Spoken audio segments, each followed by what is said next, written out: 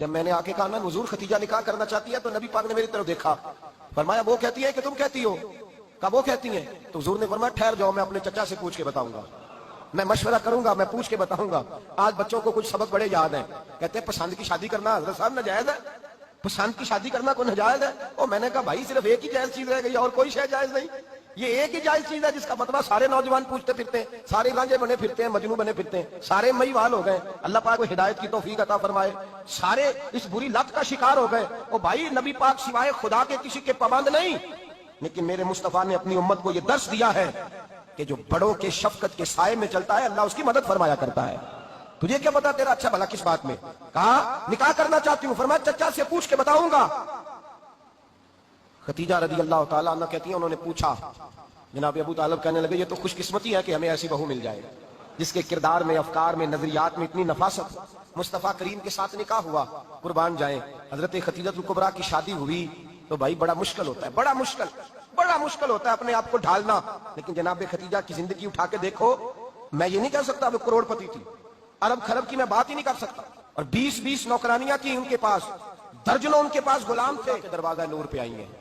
انہوں نے میرے نبی کے گھر میں جھاڑو بھی دیا ہے، انہوں نے حضور کے کپڑے بھی دھوئے ہیں، انہوں نے رسول اللہ کے لیے اپنے ہاتھوں سے کھانا بنایا، انہوں نے دیکھا کہ نبی پاک صلی اللہ علیہ وسلم کو دولتوں سے، تجارتوں سے، سرمایے سے پیار نہیں، جتنی دولت تھی شام کو لا کے قدموں میں رکھ دی، کہا محبوبہ جب میں تیری ہوں تو میری ہر شے ہی آپ کی ہے۔ چند دنوں میں حضور نے ساری چیزیں دے دی اللہ کے رستے میں، ہر چیز نبی پاک نے دے دی۔ حضرت خدیجہ الکبریٰ کا حال یہ تھا کہ ایک جوڑا رہ گیا، کئی جگہ سے پیوند لگے ہوئے، میں گڈی ہاتھ ڈور سجن دے اور جنج رکھے اونج رہنا ہے، واجب نہیں جے وچ شریعت مندہ قسم نو کہنا، بس ٹھیک ہے جس حال میں محبوب راضی ہیں۔ کہا ہر چیز قدموں میں رکھ دی اور حضور کے ہر رشتے کا خیال کیا، نبی پاک کی ہر خواہش کا۔ عورتیں بالخصوص میری بات پہ توجہ کریں جو عرض کرنے لگا ہوں، مرد حضرات خاص کر توجہ کریں، ادھر دیکھیں میری طرف، جاگے جاگے آگ لگی ہوئی ہے گھروں میں، فساد ہے، لڑائی ہے، جھگڑا ہے، دنگا ہے، یہ تیرا رشتہ دار وہ میرا رشتہ دار، جب تیرے آتے ہیں تو روٹیاں جلدی پکتی ہیں، جب میرے آتے ہیں تو بیماریاں بڑی ہوتی ہیں، تیرے میرے کا جھگڑا۔ آؤ میرے مصطفیٰ کریم سید عالم کا بھی حال دیکھو، حضرت حلیمہ سعدیہ ملنے آئی، شادی کو کچھ دن گزرے تو حلیمہ سعدیہ ملنے آئی۔ حضرت حلیمہ سعدیہ سگی اماں نہیں رضائی اماں ہے، یہاں تو سگی اماں برداشت نہیں ہوتی، سگی اماں، اور وہ بہو سوچتی نہیں بات کرتے ہوئے، سوچتی نہیں اس کے بارے میں بات کر رہی ہے، اسے پتہ ہی نہیں کہ تجھے تو پلا پلایا یہ ملا ہے نا، کبھی اس کی اماں سے پوچھ اس نے کتنی تکلیفیں برداشت کی ہیں، اس سے پوچھ کس دقت میں، کس آزمائش میں اس بچے کو پروان چڑھایا ہے۔ تو آج مالک بنی ہے تو تو رنگ ہی بدل گئی ہے، اور بچہ بھی بیوی کے ساتھ مل کر کے اماں کی غیبت کرتا ہے، سوچتا ہی نہیں کہ بات کس کی ہو رہی ہے، اسے خیال ہی نہیں آتا۔ حضرت حلیمہ سعدیہ رضائی ماں ہے، جب تشریف لائیں تو مصطفیٰ کریم نے فرمایا ختیجہ یہ میری اماں ہے۔ جناب حلیمہ سعدیہ کہتی ہیں میں گھر میں رہی، میری خدمت کی، مجھے کھانا پکا کے دیا، بستر بچھا کے دیا، کپڑے لے کے دیے، اور جب میں جانے لگی تو کہنے لگی آپ میرے مصطفیٰ کی اماں ہیں، پہلی دفعہ آئی ہیں، تھوڑا سا تحفہ نہ دے دوں؟ میں نے کہا جیسے مرضی حضرت حلیمہ کہنے لگی۔ تو جناب حلیمہ سعدیہ کو 40 بکریاں اور 1 اونٹ تحفے میں عطا فرمایا۔ اور یہ جو بی بی آ کے مالی بنی ہے نا، آج جس درخت کی چھاؤں میں تو بیٹھی ہوئی ہے نا، اگر تو سمجھے تو اصل احسان اس ماں کا ہے جس نے یہ پروان چڑھا کے تجھے دیا ہے، اصل نیکی اس اماں کی ہے جس نے تیرے سر پہ یہ سرتاج رکھا ہے، اور تو اس ماں کو ہی بھول گئی ہے۔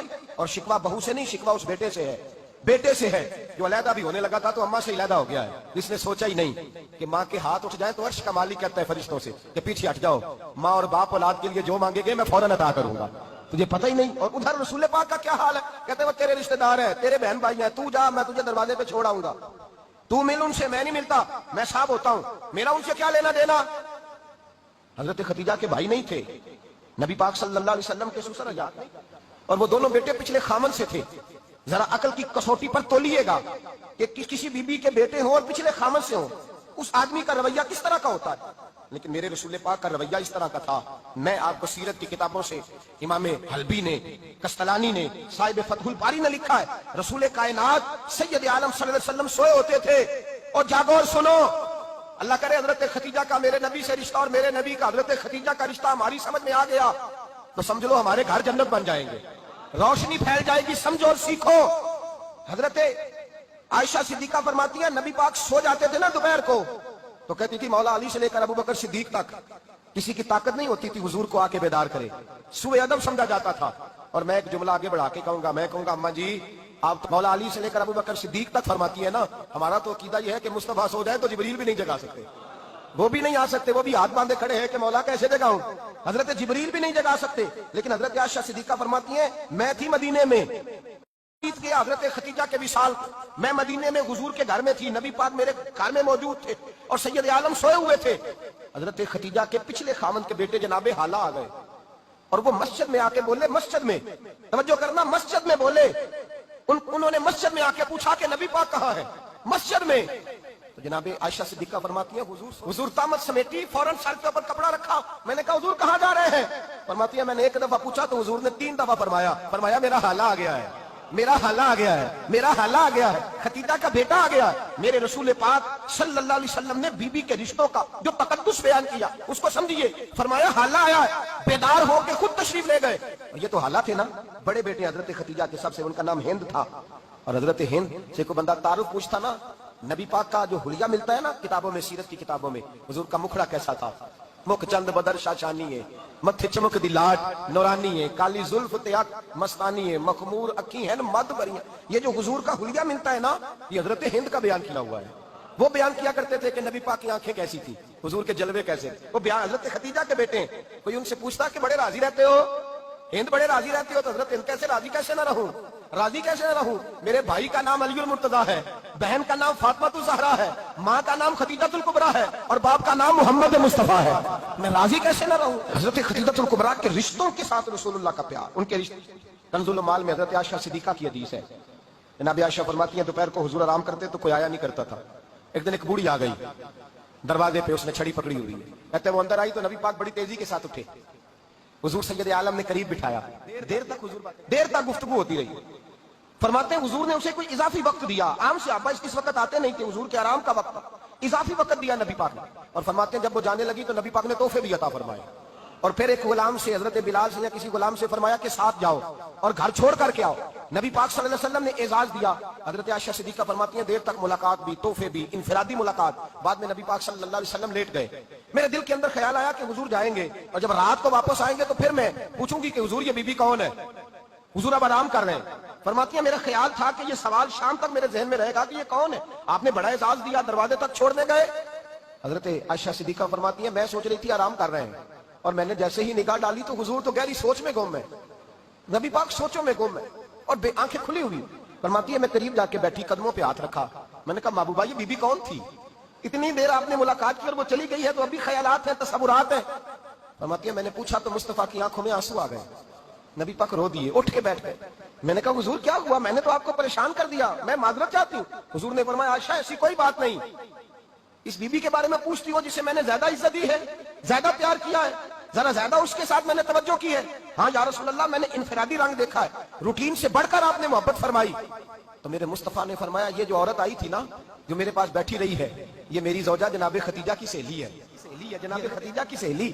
فرمایا یہ مکے میں خدیجہ سے ملنے آیا کرتی تھی, خدیجہ اسے وقت دیتی تھی, پاس بٹھاتی تھی, کھانا کھلاتی تھی, دکھ سکھ سنتی, اور تھوڑی غریب ہے, جب یہ جاتی تھی تو خدیجہ تحفے بھی دیتی تھی. فرمایا آج جب یہ آئی ہے تو خدیجہ کی یادیں تازہ ہو گئی, دیر تک میں نے اس سے بات کی ہے, گفتگو کی, جاتے دفعہ تحفہ دیا ہے, اس لیے کہ حسن العہد من الایمان, اچھے طریقے سے وعدہ نبھانا یہ بھی ایمان کا حصہ ہے. اچھے طریقے سے عہد نبھانا, تعلقات نبھانا یہ بھی ایمان کا حصہ ہے. حضرت خدیجہ کی سہیلیوں سے رسول اللہ صلی اللہ علیہ وسلم کا رشتہ, پہلی وحی نازل ہوئی نبی پاک پر. اب حضور جب ابتدائی وحی کے ایام آئے تو حضرت خدیجہ فرماتی ہیں رسول پاک غار حرا میں چلے جاتے, کئی کے دن وہاں رہتے. پہلی وحی آئی تو قرآن مجید کی تاثیر یہ ہے کہ لو انزلنا هذا القرآن على جبل لرأيته خاشعا متصدعا من خشية الله. فرمایا اگر میں پہاڑوں پہ نازل کروں قرآن کو تو وہ بھی میرے خوف سے ریزہ ریزہ ہو جائے, اتنی تاثیر ہے. جب حضور کے قلب اطہر پر آیا تو نبی پاک کانپتے ہوئے گھر آئے, زملونی زملونی, مجھے چادر اڑاؤ چادر اڑاؤ. حضرت خدیجہ نے چادر دی, بیٹھ گئے. کہا خدیجہ آج کوئی آنے والا آیا ہے, اقرأ بسم ربک الذی خلق, یہ آیات اس نے مجھے دی ہیں اور میں بڑے خوف کے عالم میں ہوں. حضرت خدیجہ کے لفظ بڑے حسین ہیں. جناب خدیجہ الکبریٰ رضی اللہ تعالیٰ عنہ کیا فرماتی ہے, کہتی ہیں یا رسول اللہ صلی اللہ علیہ وسلم آپ غم نہ کریں, رب آپ کو رسوا نہیں کرے گا, عزتیں عطا کرے گا. اور دلیل کیا ہے, حضرت خدیجہ فرمانے لگی دلیل یہ ہے کہ آپ غریبوں کی مدد کرتے ہیں, مسکینوں کا خیال رکھتے ہیں, اور محبوبہ کمزوروں کا بوجھ آپ اٹھاتے ہیں, عزت ہی عطا فرمایا کرتا ہے. حضرت خدیجہ الکبریٰ رضی اللہ تعالیٰ عنہ سب سے پہلے نبی پاک پہ ایمان لائی. بڑا مشکل ہوتا ہے, ہمارے جو فلسفے کے لوگ ہیں وہ کہتے ہیں بہت بڑا ولی اللہ بھی ہو تو بیوی اس کی مان جائے, یہ مشکل ہوتا ہے کام. یہ مشکل ہوتا ہے. حضرت خدیجہ الکبریٰ رضی اللہ تعالیٰ عنہ سب سے پہلے ایمان. اور کس طرح کا ایمان؟ کس طرح کا ایمان؟ ابن ماجہ میں روایت ہے, غور کرنا. حضرت قاسم نبی پاک صلی اللہ علیہ وسلم کے صاحبزادے ہیں. حضور کی 6 اولادیں, 4 بیٹیاں 2 بیٹے حضرت خدیجہ سے ہوئے. 4 بیٹیاں 2 بیٹے. دھوکہ دیتے ہیں بعض لوگ, کہتے ہیں حضرت خدیجہ کی ایک ہی بیٹی تھی. حضرت قاسم حضور کے بیٹے تھے, وہ وصال کر گئے. حضرت خدیجہ ابھی دودھ پلاتی تھی کہ شہزادے پردہ کر گئے. ایک دن گھر میں بیٹھی ہوئی تھی تو کہنے لگی یا رسول اللہ صلی اللہ علیہ وسلم, میرے بیٹے قاسم کے حصے کا دودھ میرے وجود میں بھر آیا ہے. کاش میرا رب اتنا موقع دیتا کہ میرا بیٹا مدت رضاعت ہی پوری کر لیتا, وہ دودھ پی لیتا. نبی پاک نے فرمایا خدیجہ تو غم نہ کر, اللہ تبارک و تعالیٰ نے تیرے بیٹے کی مدت رضاعت جنت میں پوری کر دی ہے, جنت میں پوری کر دی ہے. اور نبی پاک نے اپنا اختیار بیان فرمایا ابن ماجہ میں. رسول پاک نے فرمایا اگر تو کہے تو میں یہاں بیٹھے بیٹھے تجھے تیرے بیٹے کی آواز سناؤں, عرض کروں رب کی بارگاہ میں ابھی تجھے سناؤں تیرے بیٹے کی بات, ابھی وہ جنت میں بولے. تو نہیں آیا آپ کو اس بات کا؟ میں ابھی سناؤں تیرا بیٹا بولے گا جنت میں, آواز یہاں مکے میں آئے گی, سناؤں. بڑے لوگ کرامت دیکھنا چاہتے ہیں, معجزہ دیکھنا چاہتے ہیں, کہتے ہیں جی میں تو وہ دیکھ کے آؤں گا. کہا سناؤں. حضرت خدیجہ کا ایمان دیکھیں, کہنے لگی محبوبہ مجھے سننے کی کیا ضرورت ہے, میں خدا کو بھی مانتی ہوں, محمد مصطفیٰ کو بھی مانتی ہوں, میں بن دیکھے ہی مانتی ہوں, بن دیکھے ہی مانتی ہوں, مجھے سننے کی ضرورت ہے. آپ نے کہہ دیا تو سو ہو گیا, مجھے حاجت ہے. حضور کہہ رہے ہیں اگر تو کہے تو دعا کروں, التجا کروں, ابھی آواز اللہ سنا دے, ابھی سناؤں. حضرت خدیجہ کہتی ہے نہیں حضور میں بن دیکھے ہی, میں ان لوگوں میں سے نہیں ہوں جو پہلے دیکھ داکھ کے آئے, پلٹ کے آئے, دیکھ کے سودا کریں. میں تو ان لوگوں میں سے ہوں جو بن دیکھے مانا کرتے ہیں. یؤمنون بالغیب کی قائل رسول اللہ صلی اللہ علیہ وسلم پہ ایمان لائے. اور پھر نبی پاک صلی اللہ علیہ وسلم نے جیسا کہا حضرت خدیجہ نے ویسا کیا.